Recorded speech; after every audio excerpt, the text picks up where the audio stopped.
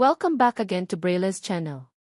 Nagbabalik po tayong muli para sa isa na namang informative video na para po sa inyo. This time ay para naman sa ating mga Pag-ibig members pensioners o yung mga senior citizens na nagnanais mag-avail ng Pag-ibig housing loan. Pwede pa ba mag-avail ang isang senior citizens? Paano kaya ang mga requirements at paano ang terms of payment? Baka hindi na kayang bayaran kung sobrang tagal. Ang lahat ng yan ay ating ibabahagi sa inyo. But before po tayo mag-start sa ating topic, kung bago ka pa lang sa aking channel, please do kindly subscribe, like, and share na din sa ating mga kaibigan, kaanak o kapwa po natin pensioners. At please do share na din sa ating mga social media accounts para mas marami pa ang makaalam. With no further ado, let's begin na po sa ating topic. Dapat alam mo, to all Pag-ibig members, especially sa lahat ng senior citizens, pwede pa bang makapag-avail ng Pag-ibig housing loan ang isang senior citizens? Paano? At magkano ang pwede ma-avail? Ang buong detalye alamin. Para po sa kaalaman ng lahat, pinapayagan na pong makapag-avail ng housing loan o MP2 ang isang senior citizens. Ngunit may mga kriteria na dapat isaalang-alang bago po tayo makapag-avail ng ating housing loan. To be eligible sa Pag-ibig housing loan, alam niyo po ba na ang minimum age required is 21 years old at ang maximum age required naman ay hanggang 65 years old at the time of application?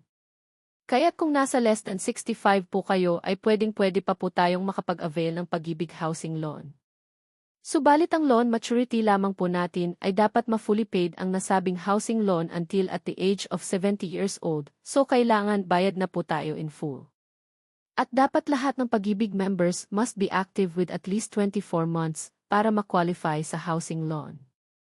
Another thing to consider din po is dapat may legal capacity to acquire housing loan or may kakayahan po tayo to pay our loan obligations. Next, dapat po ay wala po tayong Pag-ibig housing loan foreclosed, voluntary surrendered or cancelled sa ating records sa Pag-ibig. At kung sakaling may existing Pag-ibig housing loan, payment must be updated to avail. Ang tanong, paano ang payment terms kung isa ng senior citizens?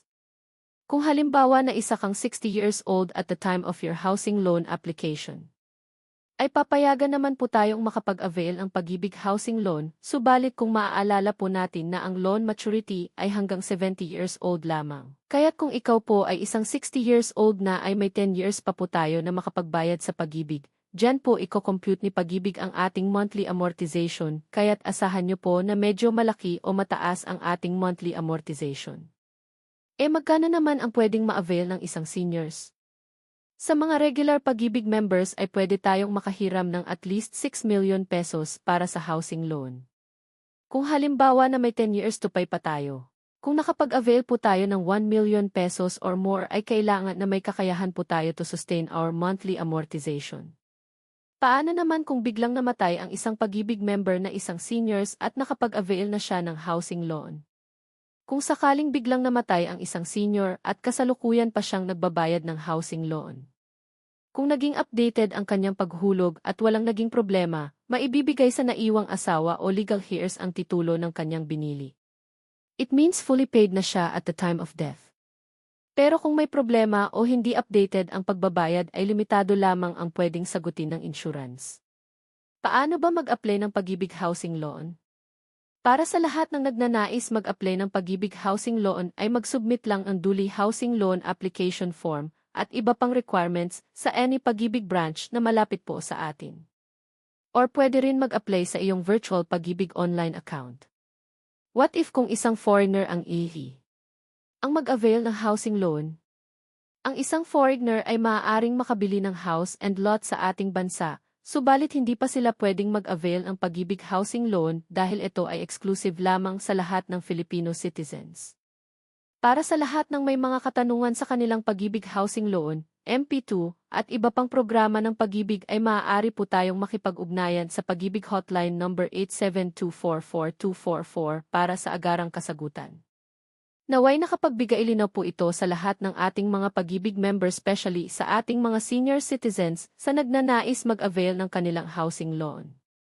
Manatili po kayong nakatutok sa aking channel para sa mga latest informative videos na para po sa inyo.